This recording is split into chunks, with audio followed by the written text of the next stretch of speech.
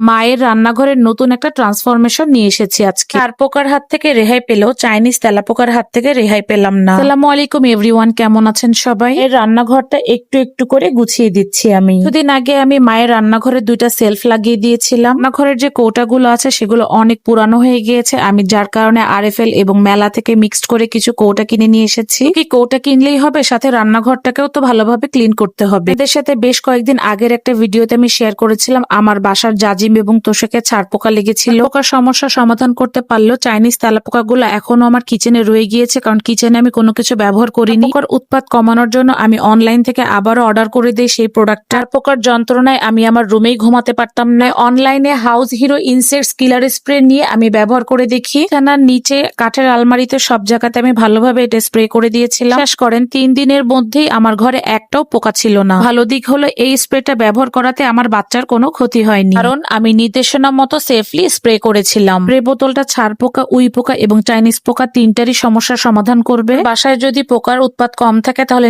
একটা বোতল অর্ডার করে নিজেই স্প্রে করে নিবেন, খরচ একটু কম। আর অবস্থা যদি অনেক বেশি খারাপ হয়ে থাকে তাহলে হাউস হিরো টিমকে কল করলে তারা পুরো বাসাটা একদম প্রফেশনালি ভাবে সার্ভিস দিয়ে যাবে। রেজাল্ট দেখলে আপনিও অবাক হয়ে যাবেন। রুমে ভালো রেজাল্ট পাওয়ার কারণে আজকে আমি আমার কিচেনের জন্য অর্ডার করে দিয়েছি তাদের পেজ থেকে। বাসাতে কিচেনের এই একই প্রবলেম থাকে, কম আর বেশি, যার কারণে আমি আমার কিচেনটা আজকে ক্লিন করছি, তাই আপনাদের সাথেও শেয়ার করলাম। বলেন আবারও চলে যাই আমাদের বোতলগুলো চেঞ্জ করাতে। ভিডিওটা শেয়ার করাতে অনেক আপুরাই আমাকে জিজ্ঞাসা করবেন আপু কন্টেনার গুলো কেমন প্রাইস নিয়েছে। জারের প্রাইস গুলো আমি আপনাদের সাথে শেয়ার করছি। বড় সাইজের জারগুলো আমি 120 টাকা করে কিনেছি আরএফএল থেকে। ছোট সাইজের কৌটাগুলো আমি জাকির হোসেন রোডের মেলা থেকে 20 টাকা দিয়ে কিনেছিলাম, যেটা প্রতি বৃহস্পতিবারে মেলাটা হয়। সাইজের এই কৌটাগুলো আমার কাছে অনেক রিজনেবল মনে হচ্ছে। আমি এই সাইজের বড় কন্টেনারও খুঁজেছিলাম মেলাতে, কিন্তু পাইনি। মেলাতে বড় সাইজের কন্টেনার গুলো পাওয়া যায়, কিন্তু সেগুলোর গায়ে একটু প্রিন্ট করা থাকে, আর আমি চাচ্ছিলাম একটু ট্রান্সপারেন্ট যাতে দেখা যায় এই ধরনের কৌটা নিতে চেয়েছিলাম। কাচের জারগুলো ব্যবহার করব, কিন্তু আমাদের রান্নাঘরে অনেক রান্না বান্নার চাপ থাকে, যার কারণে আমি কাচের গুলো নেইনি। অন্য কোনো সময় আমি কাচের জারগুলো নিয়ে কিছু জার আম্মুকে ডিজাইন করে দিব।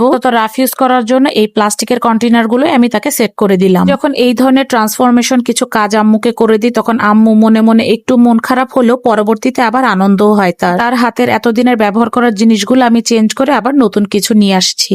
গুলোতে লেবেল সেট করার জন্য আমি দারাজ থেকে লেবেল স্টিকার অর্ডার করে দিয়েছিলাম। দুঃখের বিষয়, আমি যে লেবেল স্টিকারটা অর্ডার করেছিলাম সেটার সাথে যে কোনো পেন ছিল না, এটা আমি আর খেয়াল করিনি। এই লেবেল স্টিকার গুলো আমার কাছ থেকে 165 টাকা দাম নিয়েছিল ডেলিভারি চার্জ সহ। নামগুলো লেখার জন্য আমাকে একটা হোয়াইট পেন কিনে নিতে হবে লাইব্রেরি থেকে। বাসার জন্য এই ছোট ছোট কাজগুলো করতে আমার অনেক বেশি ভালো লাগে, আর এটাই আমি আপনাদের সাথে শেয়ার করি। আর এই কাজগুলো আপনাদের কাছে কেমন লাগে অবশ্যই কমেন্ট করে জানাবেন। ও দামের মধ্যে আমার এই জারগুলো কেমন লেগেছে সেটাও কমেন্ট